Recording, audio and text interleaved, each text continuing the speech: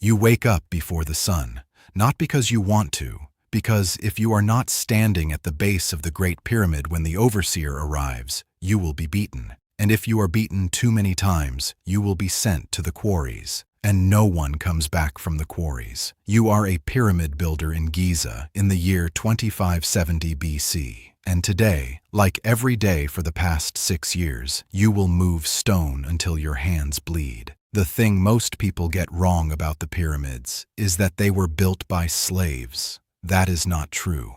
You are not a slave. You are a conscripted laborer pulled from your village during the flood season when the Nile has swallowed your fields and there is no farming to be done. The pharaoh calls it corvée labor, a sacred duty, a tax paid in sweat and stone. You call it something else, but you do not say it out loud. The barracks are already stirring when you open your eyes. 200 men sleep in this long mud brick structure, packed so tightly that you can hear every cough, every groan, every whispered prayer. The air is thick with the smell of unwashed bodies, stale bread, and the acrid smoke from the oil lamps that burn through the night. You roll off your reed mat and reach for the linen kilt that is stiff with dried sweat and dust. It has not been washed in weeks. There is no time. There is never time. Outside, the sky is still dark, but the horizon is beginning to glow. The desert air is cold. In a few hours, it will be unbearable. You join the line at the water trough, a long stone basin fed by a channel from the Nile. The water is brown and tastes of silt, but you drink deeply. You will not get another chance until midday. A piece of flatbread is pressed into your hand by one of the supply workers. It is hard and gritty, baked with emmer wheat and sand from the grinding stones. You chew it slowly as you walk toward the pyramid. The Great Pyramid is not finished. It will not be finished for another 10 years, but already it is the largest thing you have ever seen. The base covers 13 acres. The sides rise at a perfect 51-degree angle, each layer of limestone blocks stacked with inhuman precision. You have been working on the upper courses for the past year, and every day you climb higher. Every day the air gets thinner. Every day the fall gets longer. Your crew is 20 men. You know their names, you know their villages, you know which ones have children and which ones have buried children. You work together because you have to, because moving a 2.5-ton block of limestone up a ramp that rises 200 feet into the air is not something one man can do. It is not something 10 men can do. It is barely something 20 men can do. The overseer is waiting at the base of the ramp. He is Egyptian, but not like you. He wears a clean white kilt and a bronze armband that marks his rank. He does not move stone. He counts, he watches, he strikes. In his hand is a wooden rod, smooth and dark from years of use. You have felt it across your back. Everyone has. The block you will move today is already waiting on a wooden sledge at the bottom of the ramp. It is a casing stone, cut from the Tura limestone quarries across the river. It is almost perfectly square, almost perfectly smooth. It weighs more than 30 men. Your job is to drag it up the ramp, inch by inch, using nothing but rope, wood, and your body. The ropes are thick, woven from papyrus and flax, and they cut into your shoulders, even through the leather pads you wear. You take your position at the front of the sledge.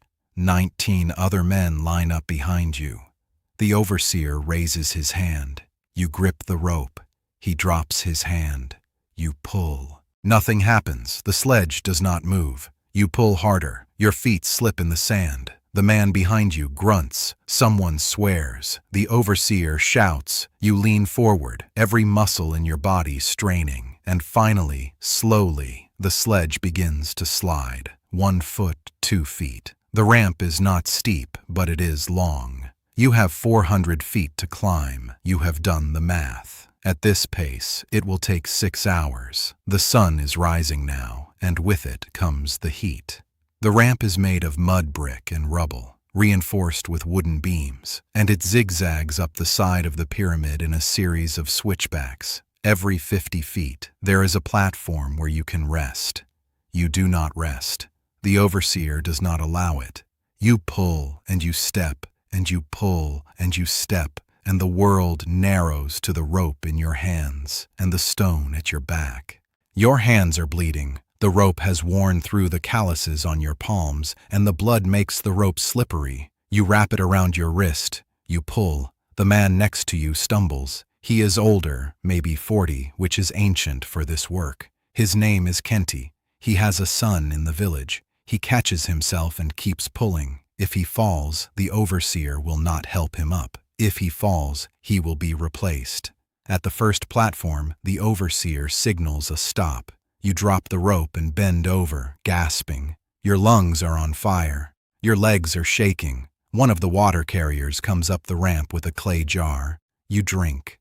The water is warm and tastes like the jar, but you do not care. You pour the rest over your head. It runs down your face, cutting trails through the dust.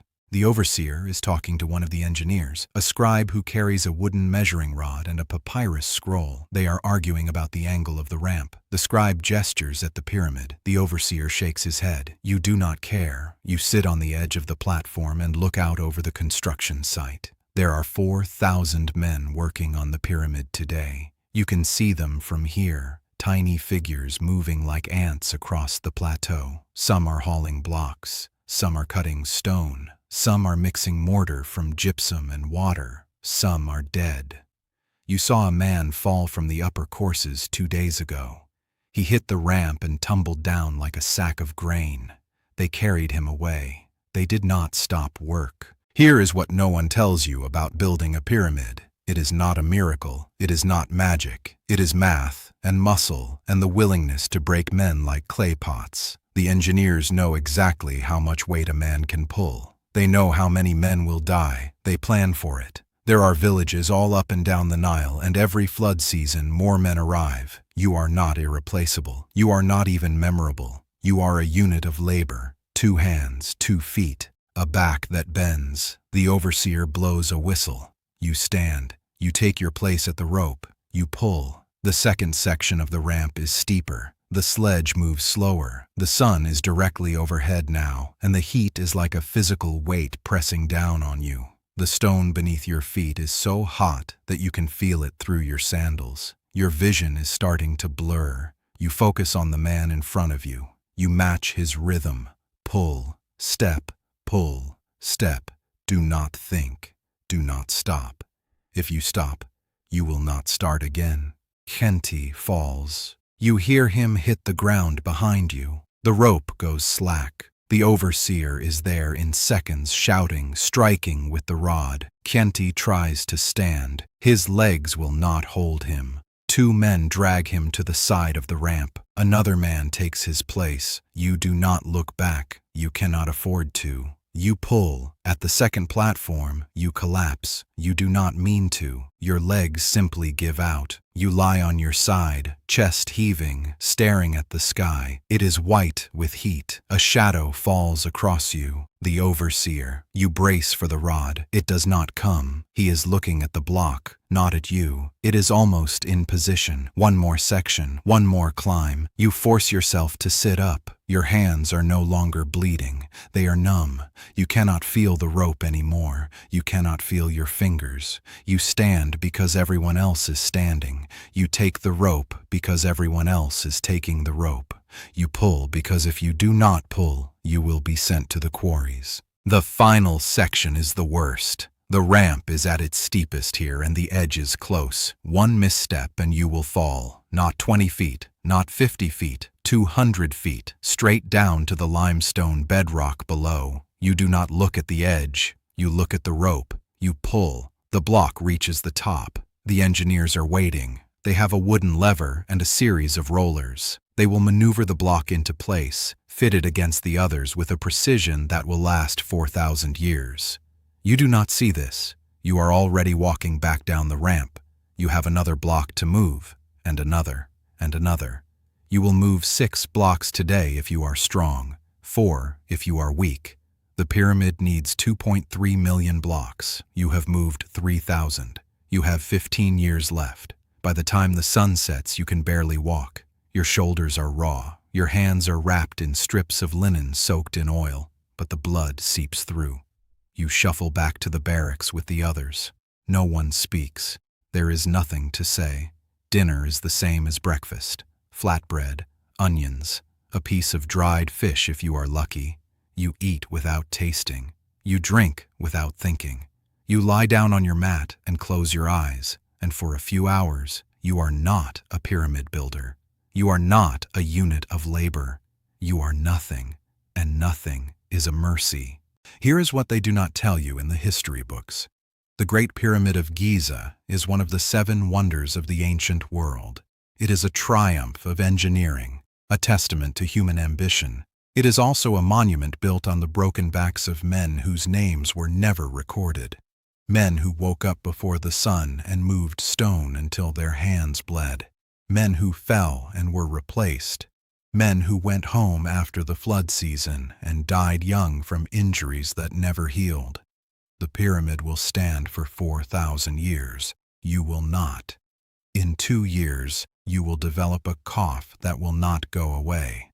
In 3 years, you will be too weak to pull the ropes. You will be sent back to your village, and you will die before your 35th birthday, your lungs filled with stone dust, your back bent like a bow. Your son will take your place, and his son after him, because the Pharaoh is building an eternity, and eternity requires sacrifice. But tonight, you do not know this. Tonight, you are simply exhausted.